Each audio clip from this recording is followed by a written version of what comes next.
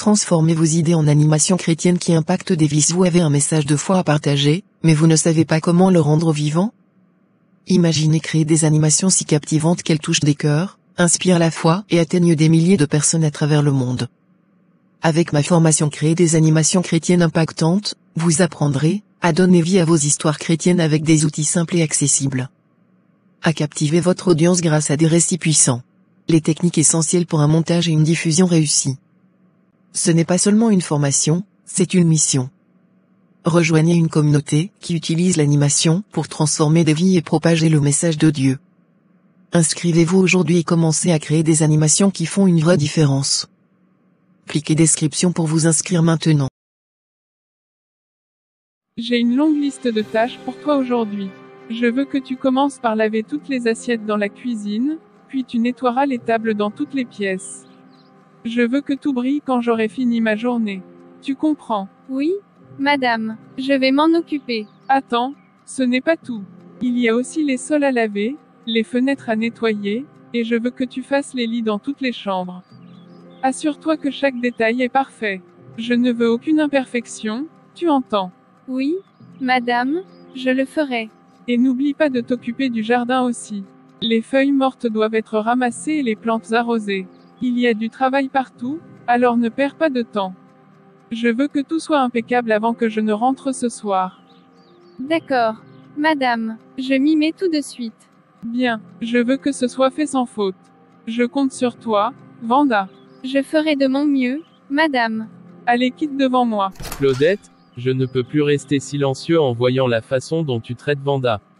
Ce que tu fais n'est pas juste. Tu la surcharges de travail, lui demandes de faire des tâches qui dépassent même ce que tu ferais toi-même. N'as-tu pas la crainte de Dieu? Tu es chrétienne, tu devrais savoir mieux que quiconque comment traiter les autres. De quoi parles-tu, Wilfried? Ce n'est pas tes affaires. Vanda travaille pour moi, et je lui demande simplement de faire son travail. Claudette, ce n'est pas seulement du travail. C'est de l'exploitation. Vanda est un être humain, pas une machine. Elle a aussi ses limites. As-tu oublié les enseignements de Jésus sur la manière de traiter notre prochain? Aime ton prochain comme toi-même, c'est ce que la Bible dit. Mais là, ce que tu fais est loin de cet amour. Wilfried, tu ne comprends pas. Ce sont mes affaires, pas les tiennes. Je gère cette maison comme je l'entends. Vanda fait ce qu'on lui dit, c'est son travail. Si elle ne peut pas le faire, elle peut partir, mais je ne tolérerai pas qu'on me dicte comment gérer mon personnel. Ce n'est pas une question de gérer ton personnel, Claudette. C'est une question de moralité et de foi. Tu oublies que Dieu voit tout. Tu seras jugé sur la manière dont tu traites les autres, surtout ceux qui sont sous ta responsabilité. Tu ne peux pas agir ainsi et penser que tout ira bien. Vanda mérite d'être traitée avec respect, pas comme une esclave. Pourtant tu as promis à ses parents que tu vas prendre bien soin de lui. J'en ai assez de tes leçons de morale, Wilfried. Si tu as fini de parler, tu peux partir. Dans cette maison, c'est moi la patronne, et ce que je dis, c'est ce qui se fera. Point final. C'est moi la patronne ici, et ce que je veux, c'est ce qui se fera, que ça plaise ou non. Tu crois que comme tu aimes mon frère tu peux tout me dire? Seigneur, pourquoi ma vie est-elle ainsi? Tous les jours, je fais tout ce qu'on me demande. Je nettoie, je lave, je frotte chaque coin de cette maison. Et pourtant, il n'y a ni nourriture pour moi, ni eau, ni même un vêtement propre à porter. Pas de chaussures non plus. Seigneur, pourquoi m'as-tu fait naître dans une famille pauvre? Si mes parents étaient riches, je ne serais pas ici, traitée comme une esclave, sans valeur et sans espoir. Dieu, je t'en prie, souviens-toi de moi. Je ne demande pas grand-chose, juste un peu de ta miséricorde, un peu de répit. Je sais que tu vois tout, que tu entends mes pleurs.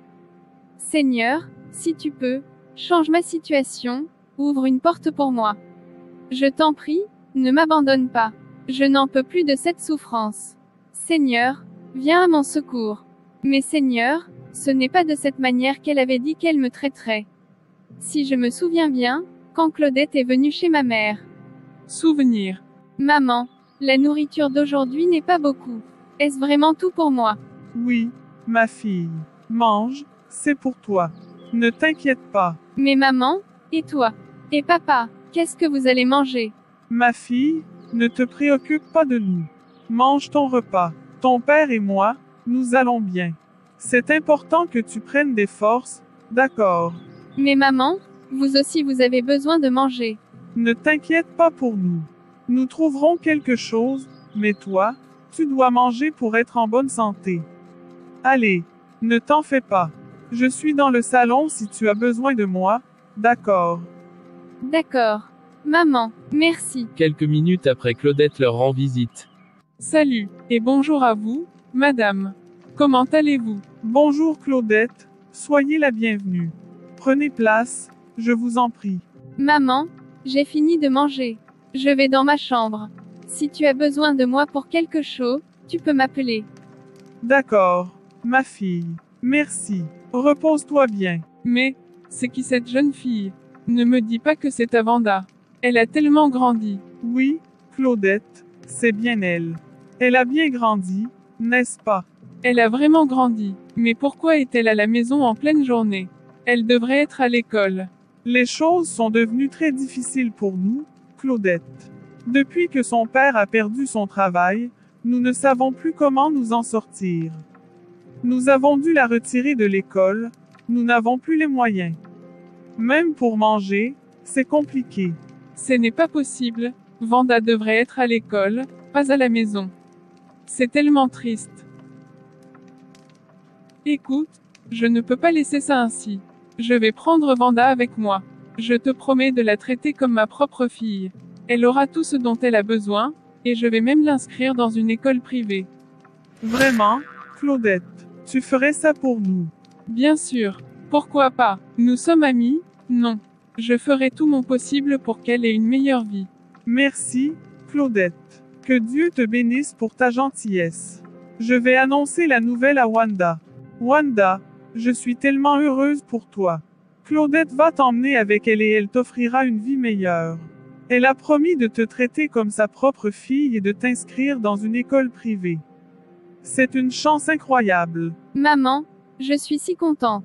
Je te promets que je serai respectueuse et que je ferai tout pour que la situation s'améliore. Je ne veux pas te décevoir. Je sais que tu feras de ton mieux. Claudette est une bonne amie et elle prendra bien soin de toi. Il est important que tu la respectes comme si elle était ta propre mère. C'est une grande opportunité pour toi. Je le ferai, maman. Je te le promets. Je ferai tout pour être à la hauteur et pour te rendre fière. Je suis si heureuse pour toi, ma chérie. Cela va vraiment changer ta vie. Je sais que tu seras bien avec Claudette.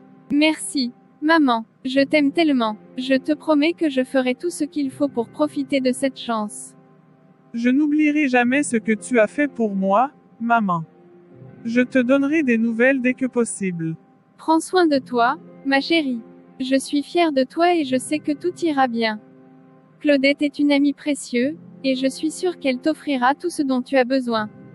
Prends soin de toi, ma chérie. Je suis fière de toi et je sais que tout ira bien. Claudette est une amie précieuse, et je suis sûre qu'elle t'offrira tout ce dont tu as besoin. Merci, maman. Je ferai de mon mieux pour ne pas te décevoir. Laisse-moi appeler ton père pour l'informer.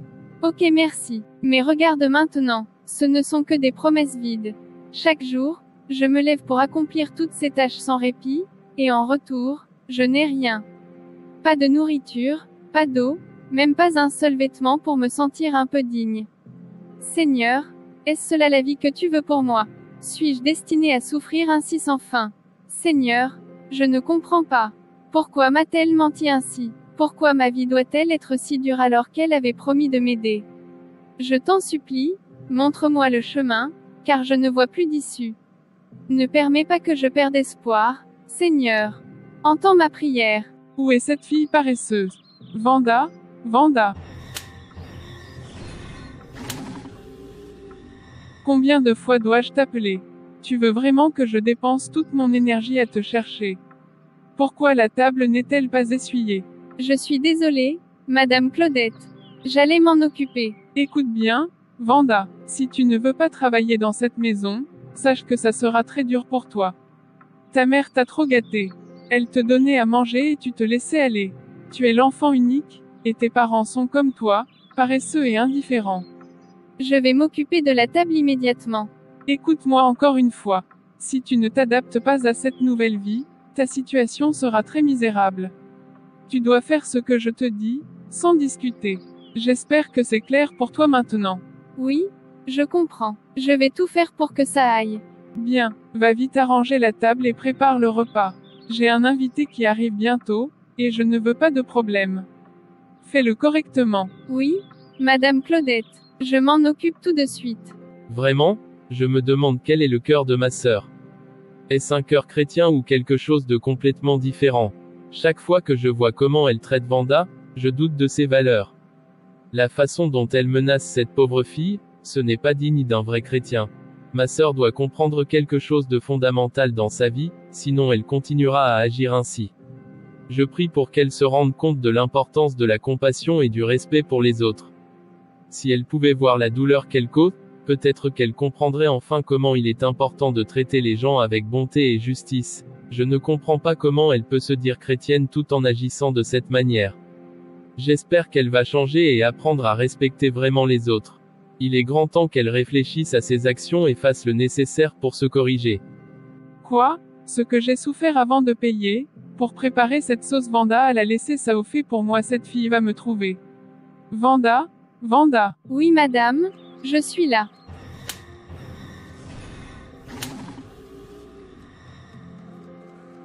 Wanda, crois-tu que tu es encore dans la maison de tes parents? Tu sais combien j'ai dépensé pour cette sauce. Et tu l'as laissée brûler sur le feu. Je suis désolée, Madame Claudette. J'avais mis la sauce sur le feu avant que vous ne m'appeliez, je ne voulais pas que ça brûle. Et tu penses que ça suffit comme excuse? J'espère que la pauvreté de tes parents t'a bien traumatisé. Tu dois apprendre à faire les choses correctement. Je suis vraiment désolée, Madame Claudette. Je vais tout faire pour éviter que cela se reproduise. Parles-tu encore? Je veux que tu comprennes que dans cette maison, il n'y a pas de place pour les erreurs. Si tu ne peux pas faire les choses correctement, tu verras à quel point la vie peut être difficile.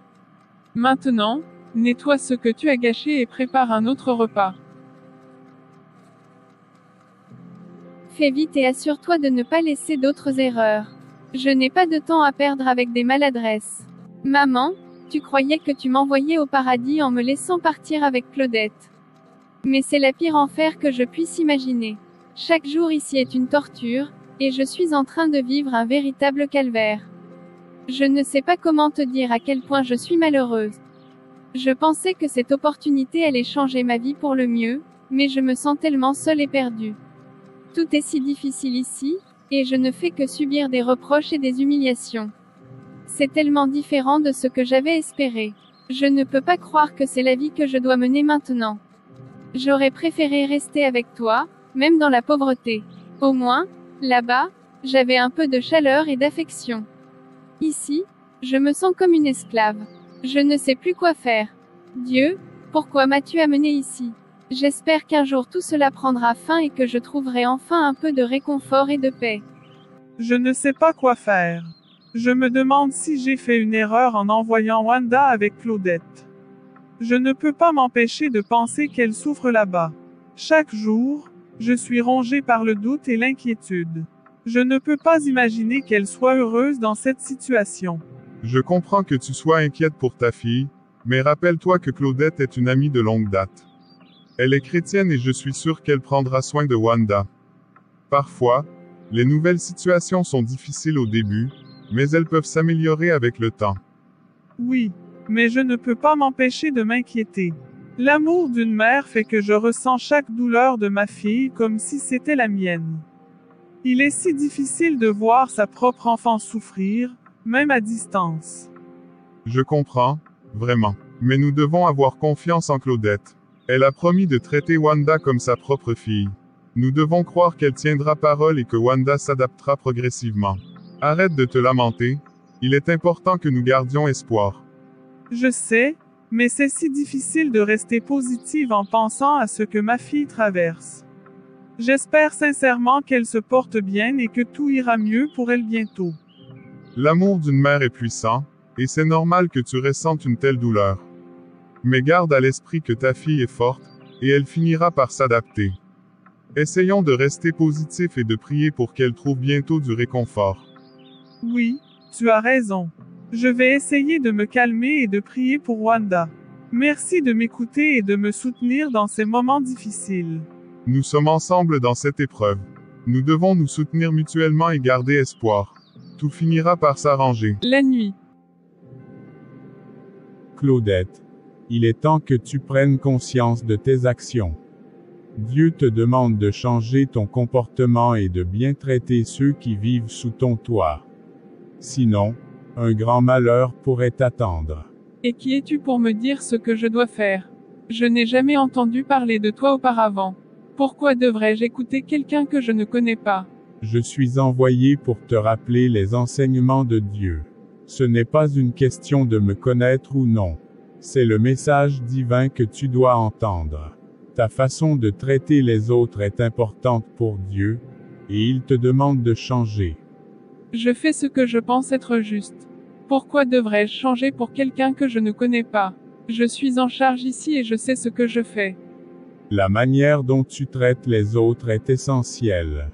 Dieu veut que tu agisses avec amour et compassion, non seulement pour ton propre bien, mais aussi pour le bien de ceux qui sont autour de toi. Il ne s'agit pas seulement de toi, mais de l'impact que tu as sur les autres. C'est quel rêve? Qu'est-ce qui se passe ici? Comment cela a-t-il pu arriver? Je suis désolé, j'ai reçu un message d'un numéro inconnu, m'avertissant que quelque chose n'allait pas. Quand je suis arrivé, ton magasin était déjà en flammes. Tout est détruit, il ne reste plus rien. Non, ce n'est pas possible.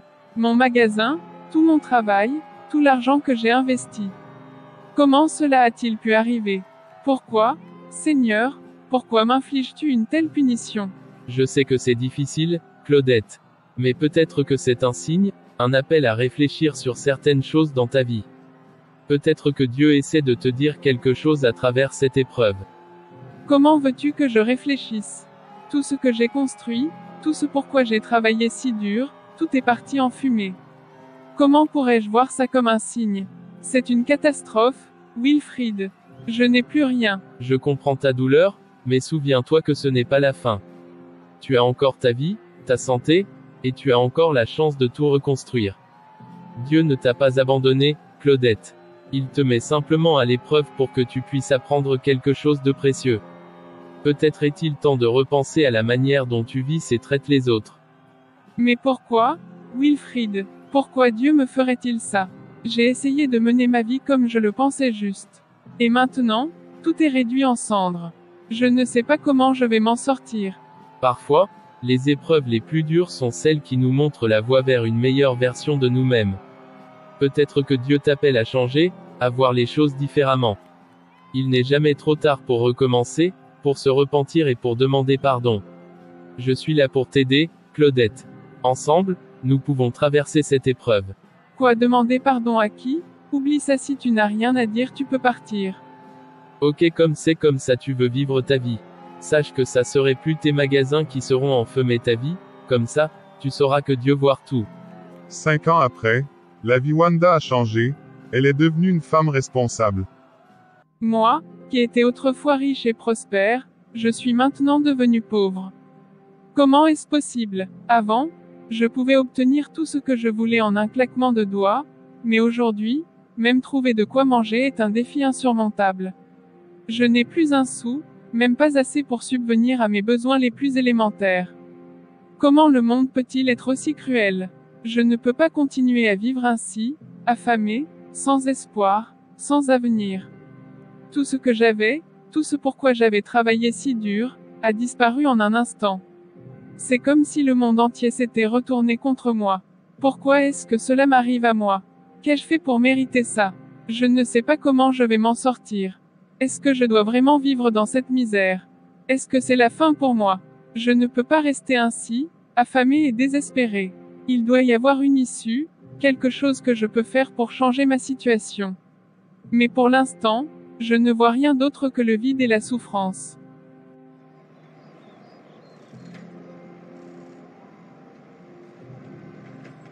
Salut madame, j'ai tellement faim. Aidez-moi. Ok, madame, je n'ai rien pour le moment pour donner. Ce n'est pas Madame Claudette ça? Oui, c'est elle. Madame Claudette, que faites-vous ici? Je n'en crois pas mes yeux. Est-ce vraiment toi, Wanda? Oui, madame, c'est bien moi. Mais pourquoi vous étiez seule? C'est une longue histoire. Ok, venez avec moi. Elle l'a amenée dans sa maison. Voici ma maison, Madame Claudette. Faites comme chez vous. Wanda, je suis tellement désolée pour tout ce que je t'ai fait subir. Je reconnais mes erreurs, les torts que je t'ai causés. Je t'ai traité si injustement, avec tant de cruauté. Le grand Dieu m'avait prévenu, mais j'ai ignoré ses avertissements. Et aujourd'hui, je paye le prix. Ma vie est devenue misérable. Je n'ai plus rien, plus d'argent, tous mes biens ont disparu. Tout s'est effondré. Ne t'en fais pas, Madame Claudette. Je t'ai déjà pardonné depuis longtemps. En Christ, nous sommes appelés à nous pardonner et à nous soutenir les uns les autres. Si tu n'as plus de toi, tu es la bienvenue ici. Tu peux vivre avec nous, mes parents et moi. Ici, tu trouveras toujours un foyer, car nous croyons que ceux qui ne se soutiennent pas s'exposent à traverser des épreuves bien plus difficiles dans cette vie. Merci, Wanda. Merci du fond du cœur. Tu es une âme si généreuse, bien plus que je ne l'ai jamais été. Je ne mérite pas ta gentillesse, mais je l'accepte avec gratitude. Que Dieu te bénisse, toi et ta famille, pour votre bonté. Le pouvoir du pardon, de la compassion, et de l'humilité transcende les erreurs du passé. Traiter les autres avec respect et écouter les avertissements peut prévenir la chute. Malgré les difficultés, rester généreux et soutenir les autres peut apporter la rédemption et la paix dans nos vies. Raphaël, pourquoi c'est tout le temps comme ça avec toi? Quand on se donne rendez-vous, soit tu arrives en retard, soit tu ne viens pas du tout. Je t'ai attendu ici pendant des heures. Je suis vraiment désolé, Albertine. Aujourd'hui, j'étais très occupé, et l'autre fois, j'avais complètement oublié. Ce n'était pas intentionnel. Oublier des choses comme ça, Raphaël, c'est sérieux. On dirait que ça ne compte pas pour toi. Non, non, ce n'était vraiment qu'un petit oubli. Ce n'est pas que ça ne compte pas pour moi. Mais bon, qu'est-ce qu'on fait maintenant? Ce qu'on fait maintenant, on devait discuter tranquillement, et au lieu de venir tôt comme convenu, tu es encore venu en retard. Oui, je sais, j'ai couru pour venir, mais j'ai encore des trucs à faire. Je dois repartir très vite, donc, bonne soirée, Albertine. C'est toujours pareil. Moi, je me précipite pour venir ici, tout ça pour le voir, et lui, il fait comme si je ne comptais pas, comme si je n'étais pas intéressante pour lui. Il arrive en retard, et maintenant, il repart aussi vite qu'il est venu. Il a encore filé. Peut-être que je devrais le suivre, voir où il va si rapidement. Pourquoi est-ce qu'il m'a quitté si tôt? Qu'est-ce qui est plus important que moi, que ce qu'on devait discuter? Est-ce que je compte vraiment pour lui, ou est-ce que je me fais des illusions? Albertine, elle se préoccupe tellement de venir me voir. Elle fait tout ce chemin, elle attend, et je ne comprends même pas pourquoi elle tient autant à me rencontrer. Qu'est-ce qu'elle attend de moi, vraiment? Ou bien c'est moi qui ne comprends pas. Pourquoi elle s'intéresse autant à ce qu'on se voit, alors que moi, je n'ai pas vraiment son temps?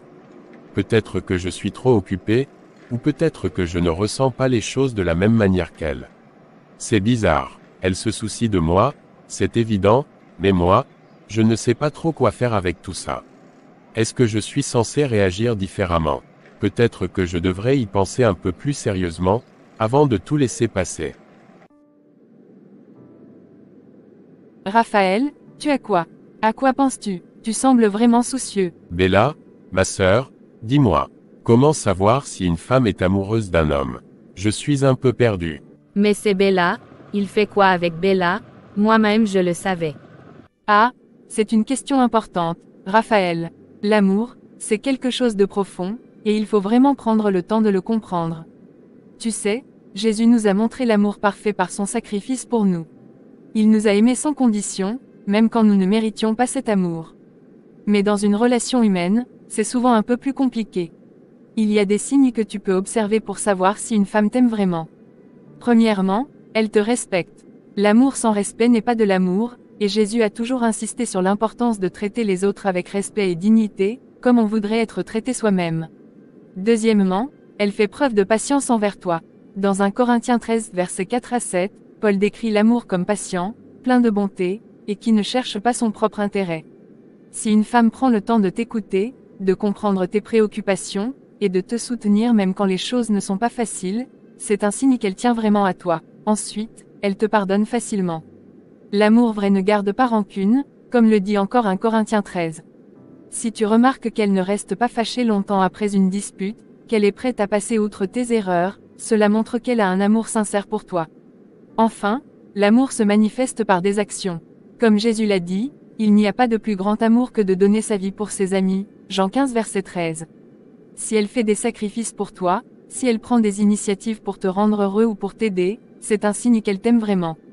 Donc, si elle respecte, pardonne, et fait des sacrifices, c'est un signe qu'elle m'aime, c'est bien ça. Oui, exactement. Mais attention, Raphaël, l'amour doit être réciproque. Si tu vois qu'elle t'aime de cette manière, tu dois aussi réfléchir à tes propres sentiments. Ne la laisse pas espérer si tu n'es pas prêt à t'engager. Jésus nous a enseigné la sincérité et la vérité. Sois honnête avec elle, et surtout, sois honnête avec toi-même. Si tu n'as pas de sentiments pour elle, il vaut mieux le dire clairement mais avec douceur et respect. D'un autre côté, si tu te rends compte que tu as des sentiments pour elle, ne tarde pas à lui montrer. L'amour, quand il est bien placé, peut être une bénédiction, et comme le dit Proverbe 18 verset 22, celui qui trouve une femme trouve le bonheur, c'est une grâce qu'il obtient de l'Éternel. Merci, Bella, tu m'as vraiment aidé à y voir plus clair. Je vais réfléchir à tout ça et prendre la bonne décision. Prends ton temps, Raphaël. Et n'oublie pas de prier pour avoir la sagesse de Dieu dans tout cela. Bonne soirée. Donc, c'est ici que tu voulais venir. Tu m'as quitté très tôt pour ça. C'est à cause de Bella, n'est-ce pas? Et moi, tu ne pouvais pas rester avec moi. Albertine, ne pense pas ainsi. Je sais que tu m'apprécies, et je respecte cela. Mais il faut que tu comprennes quelque chose, je ne suis pas amoureux de toi. Et je ne peux pas te donner ce que tu attends de moi. Ah, donc c'est à cause de Bella, c'est ça. Très bien, il n'y a pas de problème. On verra. Je crois qu'elle est vraiment amoureuse de moi. Mais ce que je viens de voir c'est le contraire, il n'est pas la personne que je croyais qu'elle est. Le lendemain. Salut. Bella, qu'est-ce que tu faisais avec mon mari? Tu n'as vraiment pas de bon sens, c'est ça. Mais Albertine, qu'est-ce que tu viens de faire? Tu m'as vraiment giflé. Oui, je t'ai giflé. Et alors, qu'est-ce que tu crois? Qu'est-ce que je pouvais faire d'autre après ce que j'ai vu? Si tu veux te battre, viens. Je suis prête pour toi. Soit tu me combats, soit je te bats encore. Mais si tu n'as pas la force, tais-toi donc. Sinon, crois-moi, je te giflerai encore une fois sans hésiter.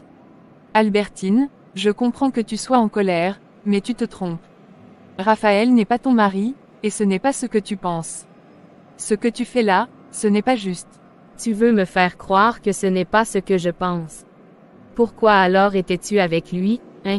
Pourquoi il te confie des choses qu'il ne veut pas partager avec moi? Réponds. Raphaël est juste venu me parler, Albertine. Crois-tu que je suis idiote? Reste loin de lui. Cette fille m'embêtait, faudrait que je le remets à ses places.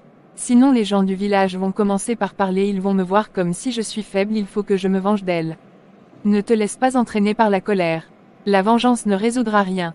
Au contraire, elle pourrait aggraver les choses et nuire à tout le monde. Mais c'est difficile de rester calme quand on se fait attaquer ainsi. Comment puis-je ignorer cela? Souviens-toi des paroles de Jésus dans Matthieu 5 verset 44. Mais moi, je vous dis, aimez vos ennemis et priez pour ceux qui vous persécutent. La vengeance n'est pas la voie du Christ. Il nous a montré l'exemple par son amour et son pardon, même dans les moments de grande souffrance. Oui, c'est vrai, Jésus a prêché l'amour et le pardon, même envers ceux qui nous font du mal. Exactement, et rappelle-toi de Proverbe 15, verset 1, une réponse douce calme la colère, mais une parole rude excite la fureur. Si tu réagis avec douceur, tu pourrais apaiser la situation, plutôt que d'y ajouter du feu. Peut-être que répondre à la colère par la douceur est la meilleure solution. Je ne veux pas envenimer les choses. Oui, en agissant avec miséricorde et en suivant les enseignements de la parole de Dieu, tu pourras non seulement aider à calmer la situation mais aussi montrer l'exemple de la paix et de la sagesse chrétienne. D'accord. Je vais essayer de faire preuve de compréhension. Au lieu de chercher à me venger ou à répondre avec colère, je vais prier pour Albertine et chercher à résoudre les choses avec calme. Peut-être que cela aidera à rétablir la paix. Je t'attends, viens me combattre, je suis près de toi. Je suis un enfant de Dieu, je ne suis pas fait pour le combat, celui qui est le vrai guerrier c'est mon Dieu. Donc je ne suis pas fait pour le combat, il combattra pour moi. Tu as chance, sinon j'allais t'envoyer chez tes ancêtres. Non, c'est pas possible, comment Bella peut subir une telle humiliation? Si c'est moi je ne lâcherai pas cette pétasse m'échapper. C'est de moi tu parles. Une voix lui parle en lui disant de ne pas combattre Albertine. Mais elle n'a pas écouté. Écoute-moi bien moi, je ne suis pas comme Bella, si tu oses me toucher tu verras. Fais ce que tu vas faire, je veux voir. Ma tête, ma tête. Non, tu l'as tué. 10 minutes après la police l'a amené. Comment as-tu su que tu devais réagir ainsi, surtout après ce qu'elle t'a fait? Sinon c'est toi qui allais la tuer. Non, le Seigneur m'a guidé. C'est grâce à sa parole que j'ai su comment réagir. Quand on est en Christ, on apprend à reconnaître sa voix et à suivre ses conseils. Donc, tu veux dire que tu as reçu une sorte d'inspiration divine pour agir comme tu l'as fait. Comment cela fonctionne-t-il exactement? Oui, c'est exact. Quand tu es en Christ, tu apprends à reconnaître la voix de Dieu. Il nous parle de différentes manières, et il est important de rester attentif à sa présence. Jésus nous a dit dans Jean 10 verset 27, « Mes brebis entendent ma voix, et je les connais, et elles me suivent. » Cela signifie que lorsque nous avons une relation profonde avec Dieu, nous pouvons entendre sa voix dans nos cœurs et esprits. Mais comment Dieu nous parle-t-il concrètement au quotidien? Dieu peut nous parler de plusieurs façons. Premièrement, à travers sa parole, la Bible. 2 Timothée 3 verset 16 dit, « Toute écriture est inspirée de Dieu, et utile pour enseigner, pour convaincre, pour corriger, pour instruire dans la justice. » La lecture régulière de la Bible nous aide à comprendre sa volonté et ses conseils. Deuxièmement, Dieu nous parle aussi à travers la prière. Philippiens 4 versets 6 à 7 nous dit, « Ne vous inquiétez de rien, mais en toute chose faites connaître vos besoins à Dieu par des prières et des supplications avec des actions de grâce. Et la paix de Dieu, qui surpasse toute intelligence, gardera vos cœurs et vos pensées en Jésus-Christ. » Troisièmement, il peut nous parler à travers les circonstances et les gens autour de nous. Parfois, nous recevons des signes ou des conseils de personnes, ou nous vivons des situations qui nous guident dans une certaine direction. Et pendant la journée, comment est-ce que cela se manifeste généralement? Pendant la journée, cela peut se manifester par des pensées soudaines qui nous conduisent vers une action ou une décision spécifique. Dieu peut aussi nous parler par des prédications, des chants ou des versets qui nous touchent profondément et nous guident dans nos choix. Tu mentionnes Clarisse. Comment se fait-il qu'elle n'a pas écouté la voix de Dieu? Clarisse a peut-être reçu des avertissements ou des conseils de Dieu, mais elle n'a pas prêté attention. Comme il est dit dans Hébreux 3 verset 15, « Aujourd'hui, si vous entendez sa voix, n'endurcissez pas vos cœurs comme lors de la révolte. » Ignorer la voix de Dieu peut nous mener vers des situations difficiles. Dans le cas de Clarisse, elle n'a pas suivi les conseils divins et s'est retrouvée en difficulté. Je comprends. Il semble que la clé soit de rester attentif et ouvert à ce que Dieu nous dit, chaque jour. Exactement. Être attentif à la voix de Dieu et chercher sa guidance à travers la prière, la lecture des Écritures et les circonstances de la vie est essentiel pour suivre son plan pour nous. C'est ainsi que nous pouvons éviter les erreurs et marcher selon sa volonté. Merci pour ces éclaircissements, Bella. Cela m'aide vraiment à comprendre comment écouter et suivre la direction de Dieu dans ma vie quotidienne. Avec plaisir, Thomas. Que Dieu te guide et te donne la sagesse pour écouter sa voix et suivre son chemin. Parfois, Dieu parle à travers des pensées ou des impressions soudaines qui nous viennent à l'esprit. Ces pensées peuvent être des réflexions profondes ou des convictions sur des choix ou des actions spécifiques. Par exemple, dans Actes 16 versets 6 à 7, Paul et ses compagnons reçoivent des instructions par l'Esprit pour éviter certaines régions et se diriger vers d'autres. Dieu peut aussi nous parler à travers nos rêves. Dans Job 33 versets 14 à 15, il est écrit « Car Dieu parle tantôt d'une manière, tantôt d'une autre, mais on n'y prend pas garde. » Dans une vision de nuit, lorsque le sommeil tombe sur les hommes, lorsqu'ils dorment sur leur lit, alors il leur donne des avertissements. Les rêves peuvent parfois être des messages symboliques ou des révélations importantes. Il est essentiel de les interpréter avec discernement et en priant pour comprendre leur signification. Dieu utilise les événements et les circonstances de notre vie pour nous guider. Par exemple, il peut ouvrir ou fermer des portes dans des situations spécifiques pour nous diriger dans une certaine direction. Dans Proverbe 16 verset 9, il est dit: Le cœur de l'homme médite sa voie, mais c'est l'Éternel qui dirige ses pas. Si une voix ou une pensée contredit les enseignements de la Bible, elle ne vient pas de Dieu. Dieu ne se contredit jamais. Une voix qui génère confusion, anxiété ou stress intense peut ne pas être celle de Dieu. La voix de Dieu apporte clarté et paix. Reconnaître la voix de Dieu nécessite de la prière, l'étude des Écritures, et la sensibilité aux impressions du Saint-Esprit. C'est un processus de discernement continu, en cherchant toujours à aligner nos vies avec les principes divins et à suivre la direction que Dieu nous donne. Merci d'avoir regardé.